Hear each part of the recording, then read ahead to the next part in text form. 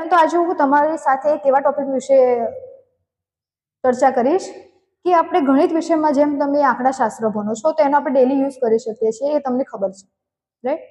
But जे तमे 10मा धोरण pass out करो अथवा 11-12 तमे मैथमेटिक्स लीधुं होय अने 10मा पण आवे छे डिफरेंशिएशन એટલે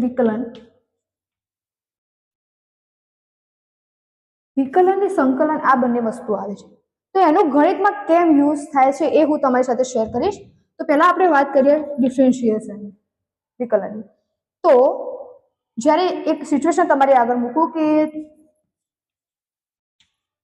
30 દિવસમાં એટલે એક મહિનામાં તમારા ફોર એક્ઝામ્પલ આપણે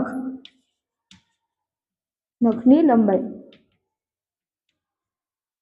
એક દિવસમાં નખની લંબાઈ એપ્રોક્સિમેટલી જે લેન્થ હોય એટલે 2 સેન્ટીમીટર એ ગમે તે એટલી વધે। તો એવું તો નહીં થતું હોય ને કે ડાયરેક્ટ તમારા નખ વધી ગયા, એક દિવસ 2 દિવસ એ રીતે એનું ટાઈમ હશે ને, ટાઈમે વધતા હશે, ડાયરેક્ટ તો કોઈ વસ્તુ ન વધે। तो આપણે વાત કરીએ 15 દિવસની। 15 દિવસમાં કેટલા? કદાચ આપણે આ પણ ફાઇન્ડ કરી શકીએ। 10 દિવસમાં કેટલા વધ્યા? આ પણ આપણે ફાઇન્ડ કરી શકીએ। 5 દિવસમાં કેટલા વધ્યા? એ પણ આપણે ફાઇન્ડ કરી શકીએ। બટ જ્યારે વાત આવે 1 મિનિટ, 1 સેકન્ડ કે કોઈ પણ વસ્તુ જે સજીવ છે એને લેન્થ વધવામાં 1 સેકન્ડ भी जरूरी है, राइट। तो આવી સિચ્યુએશનમાં આપણે એની લંબાઈ શોધવાની હોય, આવું કોઈ બહુ જ ઊંડાપૂર્વકનું જ્ઞાન મેળવવાનું હોય ત્યારે આપણે વિકલનનો યુઝ કરીએ છીએ। જો અહીંયા આપણે આપ્યો છે સમય, સમય એટલે કે dt। કોઈ એક સમયે નખની લંબાઈ એટલે કોઈ એક સમયે નખની લંબાઈ વધે છે। तो आ जे इक्वेशन होय आनु तो आपणे सोल्यूशन लाई सकीए, राइट। एवी ज रीते आपणो वारो हेर ग्रोथ एने बी कोई समय हशे ए प्रमाणे एनो हेर ग्रोथ थतो हशे, तो ए समये पण आ विकलननो यूज थाय छे। हवे वात करीए के आ टाइपनुं तमने आप्युं होय